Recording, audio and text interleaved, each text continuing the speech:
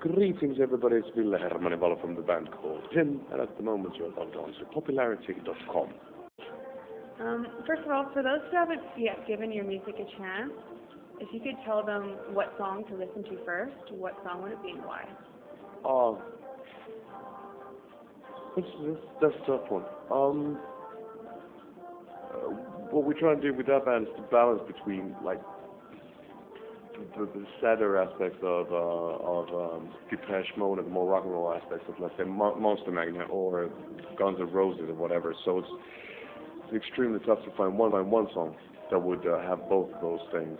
We have a couple of songs that are a bit more well known, but they're poppier, I guess, and they don't have the whole full swing of. Well, I'd say there's a song called Ode to Solitude on the new album Scream with Solitary Crack. That's pretty good because it's got really heavy-duty Metallica guitar riff, and then the chorus is really melodic, and it's got these Crosby, Stills, Nash & Young in the 60s vocal harmonies and stuff like that. So it's got a lot of the elements what our band is all about. So we're going to say that Ode to Solitude. What were your expectations that you set for the album, and do you feel that you've met them looking back now? Well, the expectation, I don't know, to make the album happen, I guess. To create songs that didn't feel like same old for us, which is, easier said than done. But no, he hasn't met what I wanted. It should be bigger, and it can be way bigger. So, he didn't top all the charts, he hasn't sold a gazillion copies, and nowadays records don't sell. But it's still an excuse. The Lady Gaga stuff sells. She sells shit tons. So it's like, why can't rock and roll sell? So it's done. And but what is a good thing about the album is that the people who like and have been liking what we do still, go for it. And the reception at gigs has been really good. People know the new songs, they sing along, and they dance along, and that's a good sign. That's a nice thing for rock bands to be tour quite a bit. So, you can always go better, way better. So, but I'm a whiny bitch, that's what I do. Would you say that your expectations for your music have changed from the beginning until now?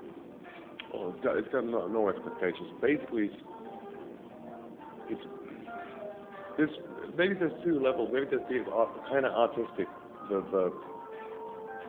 the masturbatory level of just creating your own headspace and doing melodies that make you feel free for a time being. That open up something, that you can put emotions down on tape, and that's very important. The kind of imagination land.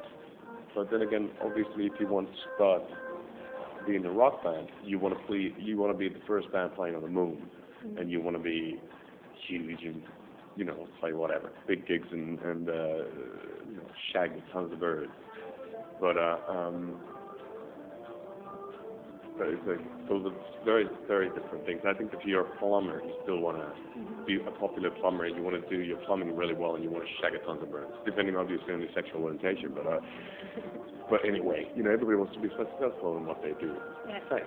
Yeah. Nobody wants to do their full. Nobody wants to on purpose do a shitty job. I've never met anybody who want to do that. How would you say that the recording process has changed over time?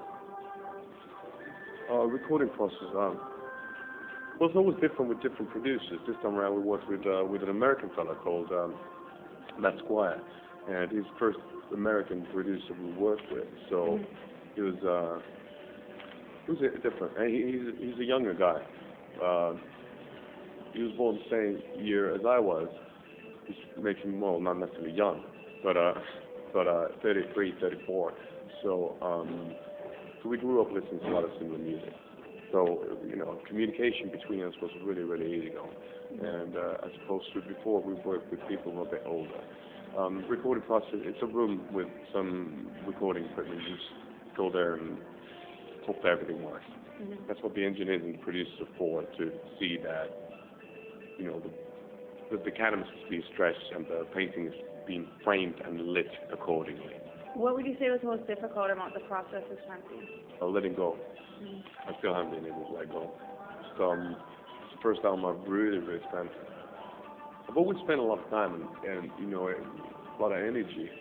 On a different level, I was more of like a Jim Morrison, Baudelaire, Bukowski type of a guy. I was hanging out a lot in bars and getting messed up and all that.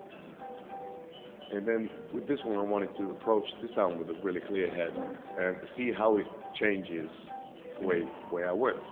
So it ended up in a situation that it was like an obsession in a way that was really tough to let go. And I'm still like trying to figure shit out, you know. So that's the thing. It can be highly addictive. Do you feel that, I guess, kind of like you're continually getting better with each album, and each album is a step up from the last one, or do you treat them as just something completely different?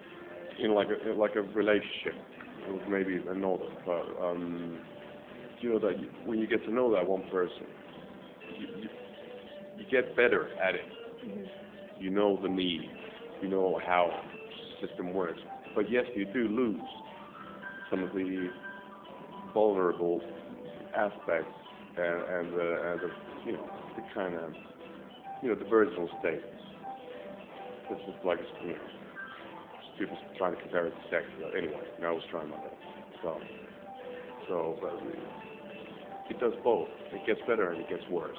Mm-hmm. Would you say that the album making process, since it's what, 7 albums now? 7, yeah. 7. That over time the process of just everything, writing, recording, gets easier, or do you think it hasn't really changed at all? It's difficulty in making albums? No, it doesn't become any easier. It's just at the end of the day, there's a certain, we're 5 friends. We like this kind of music that is a combination of all the influences we adore. Let's say Type O Negative, Depeche Mode, the Guns N' Roses, the Cult, all those bands. Mm-hmm. That's what we do, and we try to do as well as we can. But then there's like stuff like life happens. People get married, they got kids, they get sick, they get bored, they get tired, they get old.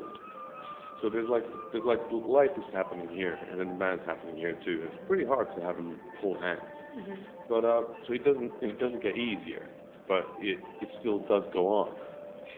So I'm happily married, I guess, so far. Do you find it difficult to critique each other? If something isn't quite right, to say, you know what, that isn't right, or? No, we've always been super good because most of the guys, we grew up together more or less, so we've known each other for a long, long time, more than half of our lives. Mm-hmm. And the band's been here more than half of our lives. So I'm 33 now. We started here in '91. I met Miguel when I was 8 years old, mm-hmm. or 9 years old. That's crazy. Miguel being our bass player. And so it was such a huge part of our lives, the whole band, that it's obviously we know each other so well that we can, basically it's commenting bodily odors as well as playing, mm-hmm. So it's a combination of a lot of things. It's not just about musical mm-hmm. things. Do you have anything you'd like to say to the readers of popularity? Read more. No, popularity, but for example, popularity. Because reading is something that very few people do these days. Mm-hmm. And concentrate. And do, at least, once a day, do one thing in one go for more than an hour. Everybody's like 5 minutes on the net, cup of coffee, jogging, everybody's so ADD. Listen to a Sabbath day, listen to one Black Sabbath album. It's like read chapter of a Bible a day. What they say. So listen to the A side of a Sabbath album that calms you down and gets you ready for that.